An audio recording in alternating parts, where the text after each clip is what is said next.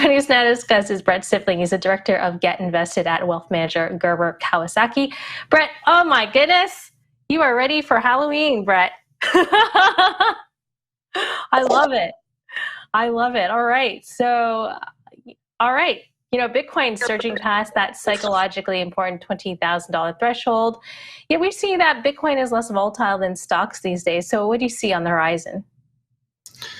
Crypto's been trading in a very, very tight range as investors are spooked really from macro headwinds ranging from the Fed to inflation and really just a lack of positive catalysts. It's hard to imagine that this will resolve to the upside as investors do still have a really limited risk appetite just across the board in all markets. All right.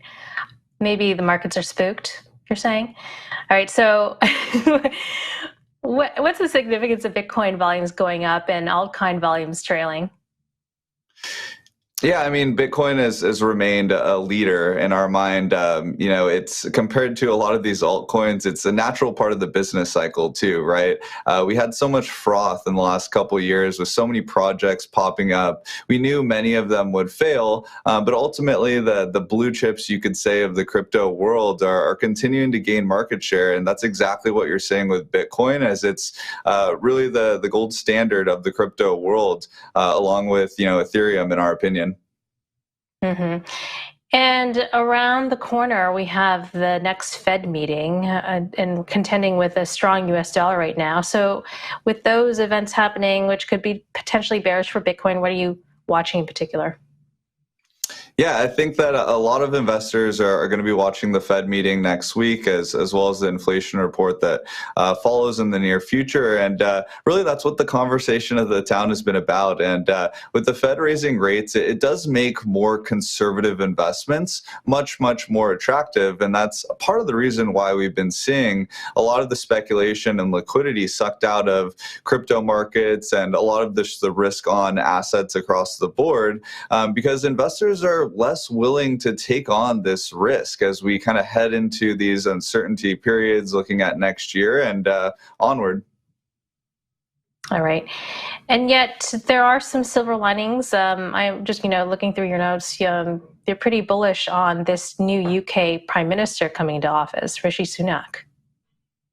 Yeah, it's wonderful to see some young people and governments around the world. He's been a big, crypto proponent for a little while now, pushing through regulation. It's interesting because in crypto, innovation has outpaced the legislation that's been put forward. And that oftentimes happens with new technologies. And we're a big proponent on increasing legislation around it, because ultimately that does bring certainty to investors. It brings accountability, which is really, really needed in the crypto world right now. And ultimately that protection that allows them to feel comfortable with these types of investments. So I think it's a great thing what he's doing. And ultimately, I hope he does run with it, and we'll see what they want to do with, stable coins and everything else.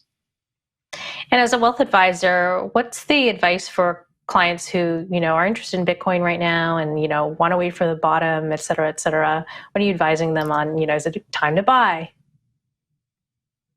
It's really hard to tell when markets are going to bottom, and we do believe in time in the market versus trying to time the market.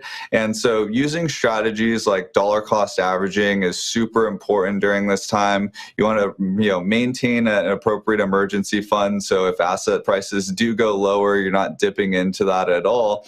And I think that during these downtimes when things aren't so crazy, it's a really great time to look at security and how you're actually custodying your Bitcoin. And are you open to hacks or anything else that could, lose a large percentage of those assets? And so it's a really great time to take all of those things into consideration, get your feet wet, make sure that it's an appropriate allocation in your portfolio. But, dollar cost averaging is going to be your best friend during these volatile times.